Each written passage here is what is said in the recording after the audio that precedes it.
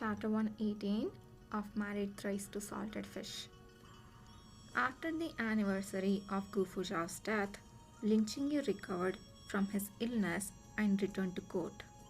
The ministers found that the Prime Minister, after his return, was not the same as before.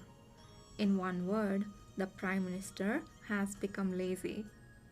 Prime Minister Lin no longer worked from dawn to dusk, busying about on every task.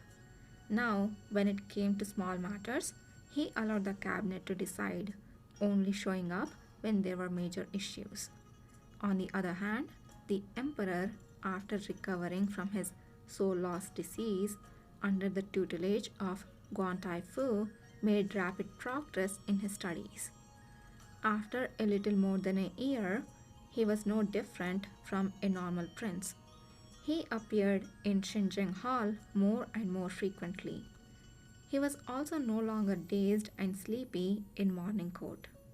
When the ministers had something to report, Prime Minister Lin would throw it to the emperor with a, "Your Majesty, what do you think?" There were various indications that the emperor was not far from fully taking over the reins of government. Sure enough, it didn't take long before the cabinet's notes, written in blue in the reports, became the emperor's critiques, written in red. Since the emperor personally took charge, the officials rarely saw Lin Qingyu in the palace. If Lin Qingyu didn't come to the palace, the emperor had no choice but to go out of the palace to cling to him. The Empress Dowager watched as her son ran out of the palace day after day, causing rumors to fly everywhere. Unable to bear it, she called Lin Qingyu, asking, "Qingyu, why don't you stay in the palace just like before, in Xinjiang Palace side hall?" Lin Qingyu said, "Dare I ask the Empress Dowager, in what capacity should I stay in the palace?" The Empress Dowager was at a loss for words.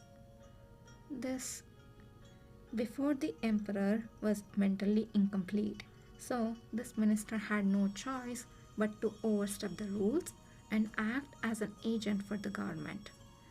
Now that His Majesty is fully in charge of the government, this minister is simply too young to serve as head of all these officials. It is a daunting task. I wish to express to Her Highness my intention to resign as Prime Minister. I ask that you choose someone to take this post.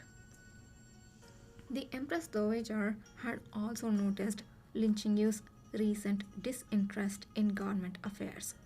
That he would choose to resign was not at all surprising for her. She didn't immediately agree or disagree. Instead, she said, "If you step down as Prime Minister, you will stay in the capital, won't you?"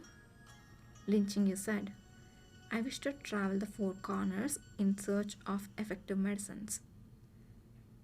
"This is absolutely impossible."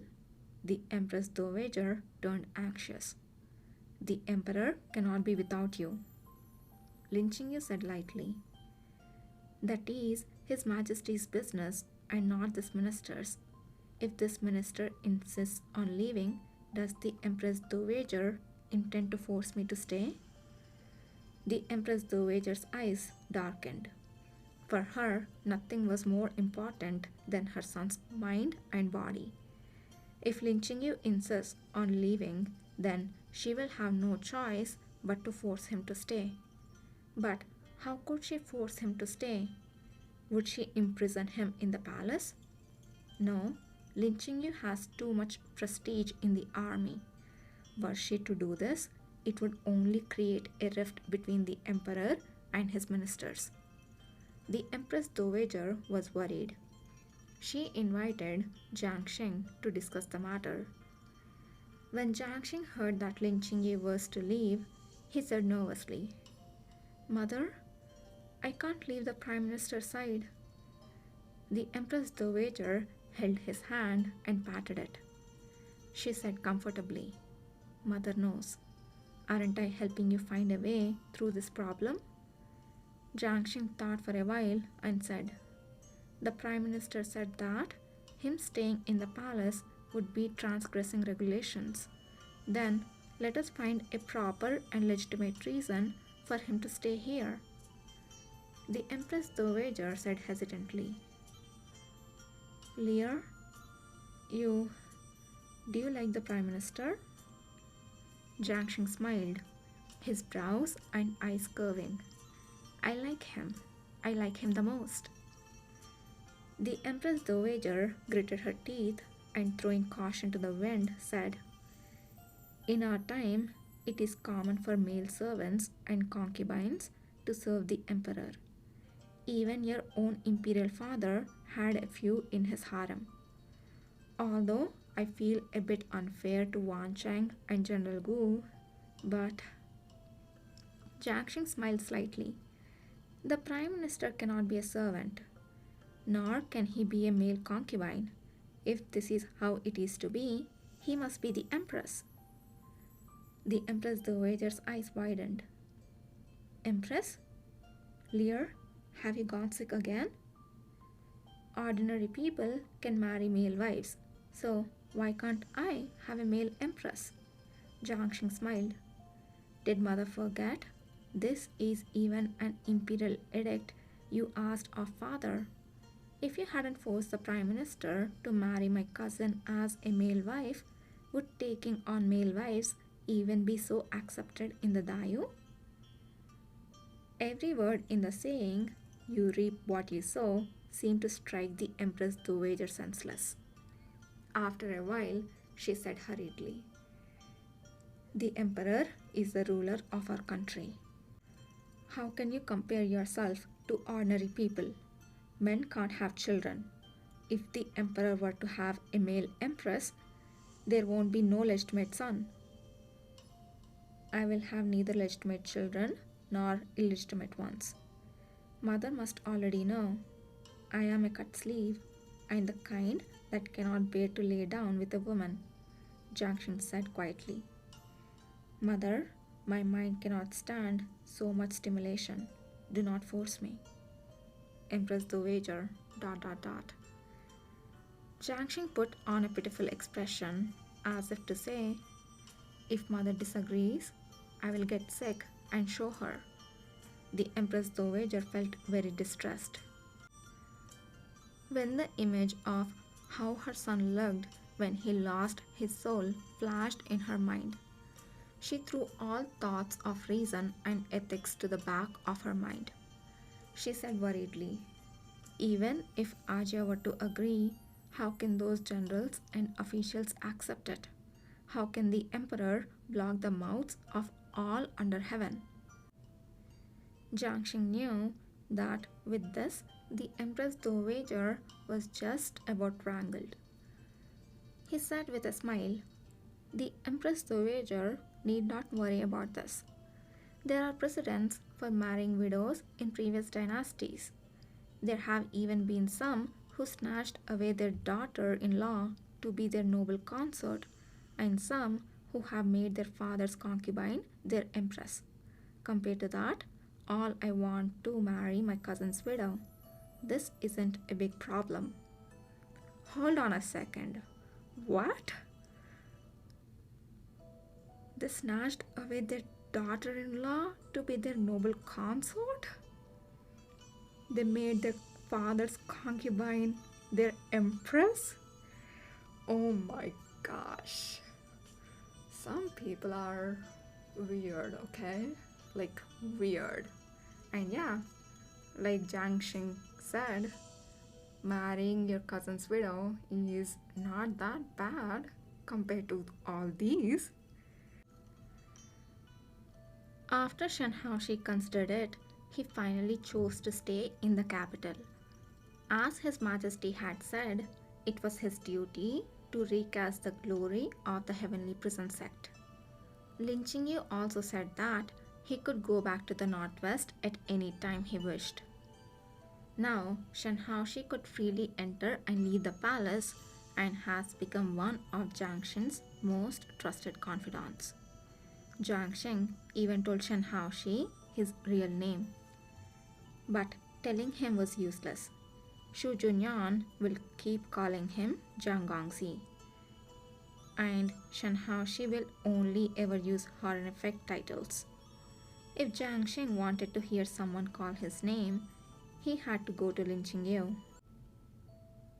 After Jiang Xing came to power, in order to solve the shortage of qualified officials, the lack of capable people, he opened an Enke to recruit scholars.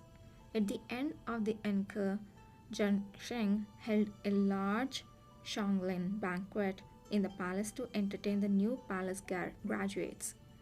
During the banquet, where most of the guests were young talents, the top passers were seated closest to the emperor, with a clear view of the emperor's face. For these young scholars, this was their first time entering the palace, and they were all very cautious. They didn't dare to gawk or stare too openly. Only when the emperor offered them wine did they dare raise their eyes to look at His Majesty.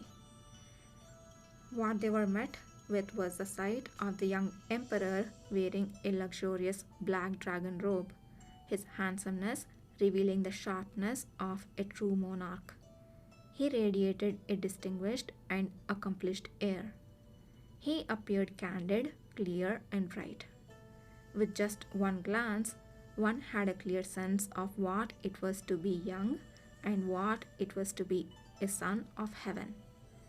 And the Prime Minister, seated next to him, impressed upon them how a person can be both cold yet bright and colorful, charming yet dignified. The newly passed young master Tan Hua was the most gifted scholar from the southern regions. Though born with excellent looks, seeing these two people, he could not help but feel ashamed of his inferiority. After 3 rounds of drinking, Li Chan's shoulder sank, and it was the half-drunk Wu Gaogong who put his arms around his shoulders, saying, "Chana, what do you think of young Master Tan Hua?" Li Chan gave an objective appraisal. A gallant young scholar gifted with both talent and beauty. Heroes usually agree. Wu Gaogong patted Li Chan on the back in relief, making Li Chan almost spit out his food. "This lord has already investigated. Young Master Tan Hua is unmarried. Do you think he would make a good match for Prime Minister Lin?" Li Chan said without hesitation. "Not good enough. Although Tan Hua is good, in the days to come, he will join the Imperial Academy or the Imperial Censors and other such places to temper himself. Prime Minister Lin is the head of all ministers. How could the status of the two match?" Knowing that it was time for him to lie again, Shen Haoxi interjected. "I heard that Prime Minister Lin intends to resign." Li Chan resolutely said, "Regardless, he would still not be worthy." Wu Zhan came to join in the fun. Hearing their conversation, he said, "Then how about Zhang Yuan? Although he's not as good looking as Tan Hua, he's the champion after all." Li Chan shook his head. "No, he cannot be." Wu Zhan said in a rough voice. "Then you tell us who can. Who would be worthy?" Li Chan was silent for a long time before uttering 2 words. "His Majesty." They were all taken aback.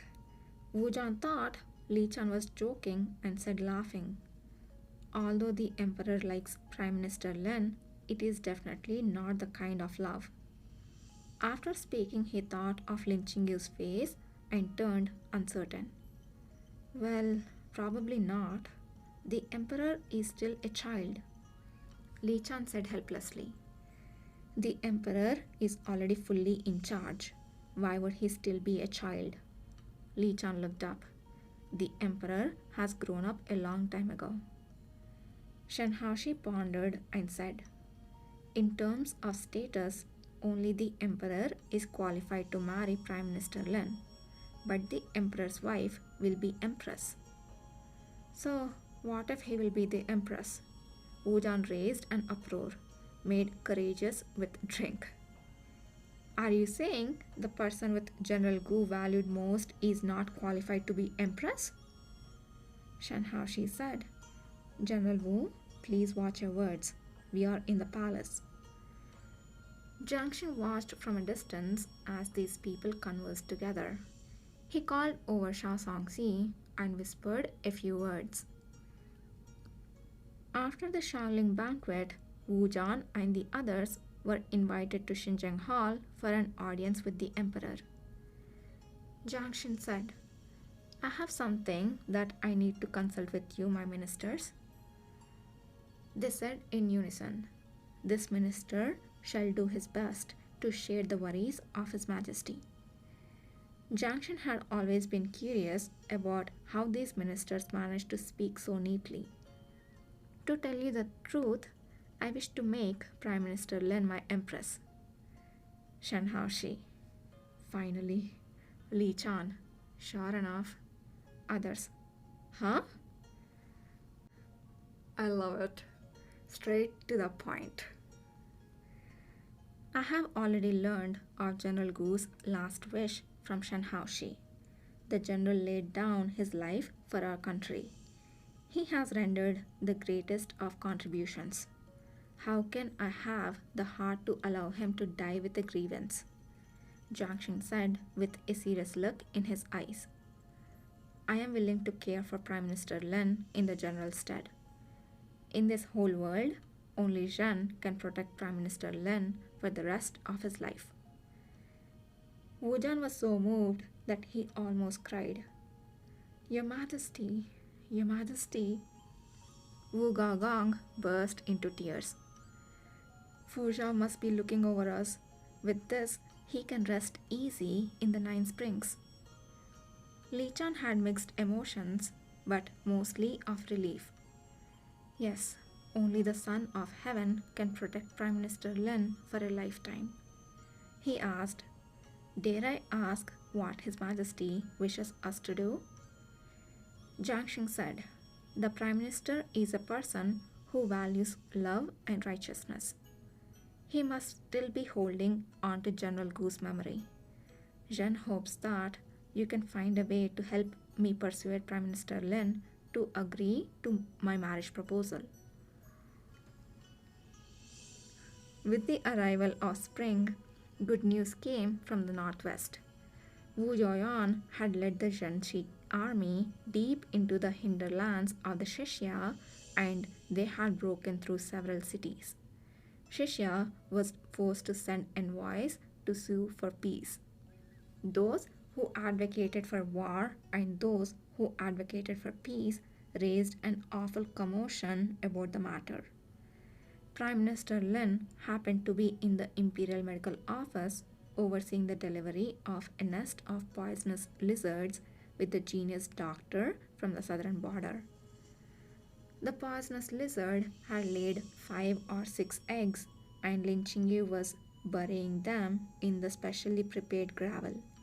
He also fed the female lizard. After finishing his work, Lin Qingyu washed his hands and put the wedding ring Jiang Xin had given him back on his finger.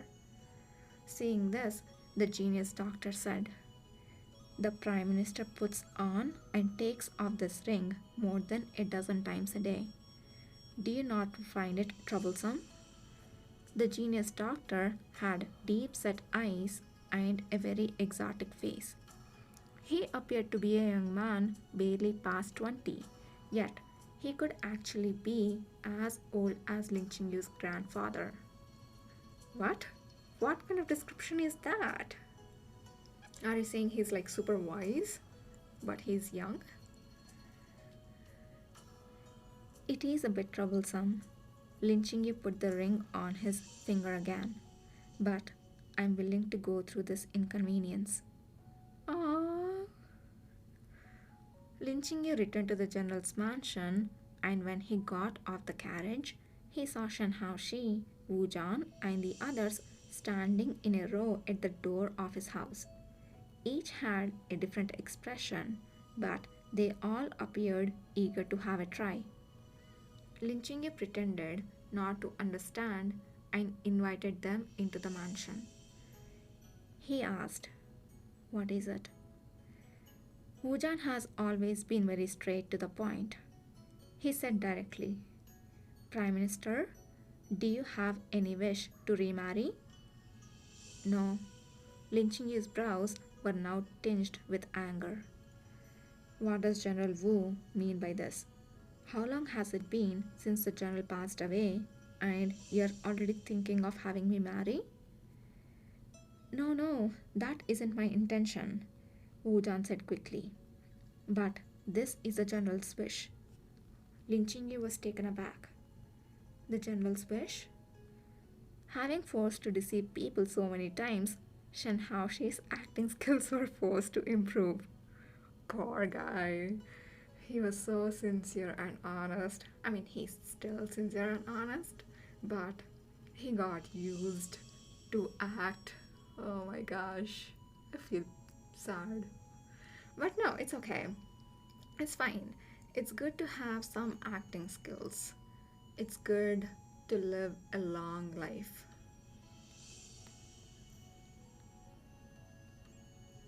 Having forced to deceive people so many times, Shen Haoxi's acting skills were forced to improve. Prime Minister, it was General Gu's stated wish while he lived that you be able to find another to form a relationship with, to find someone you can spend the rest of your life with hand in hand. Lin Qingyu was a little moved. The general, did he really say that? It is true, Wu Gaogong said solemnly. To die with one's eyes open is no laughing matter. Teacher Zhu even came to tell us that those who do are made into lonely ghosts, unable to reincarnate. Lin Qingyu said coolly, that man purposefully mystifies simple matters. Don't tell me you believe him too. Wu Jan persuaded him earnestly. Truth be told, the emperor wishes to marry the prime minister. The emperor is handsome and he has been clinging to you since he was a child. If you marry him, you will be the empress of our country. This would not be a loss for you. His Majesty? Lin Qingyu's eyes went wide and his face changed suddenly. Who taught the emperor this? This is simply absurd. Li Chan said, sounding him out. Prime Minister Lin, I believe that His Majesty is sincere to you. You too must have some affection for the emperor. Wu Jan nodded again and again. Yes, yes, Prime Minister, we know that you have no wish to remarry. But for the sake of the general, please think the matter over. Lin Qingyu closed his eyes. After a long silence, he said reluctantly, since it is the general's last wish, I will consider it. These guys, like using everybody to push them to marry each other when they know, like, they want to marry each other. I like this. I love it. They used everyone possible, like everything possible, to manipulate, scheme, and everything, and made it so that, oh my gosh, we are all forcing this genius doctor and our emperor to marry each other. Oh, poor them, we are so selfish. But indeed, it's those two who wanted to marry each other. This is peak.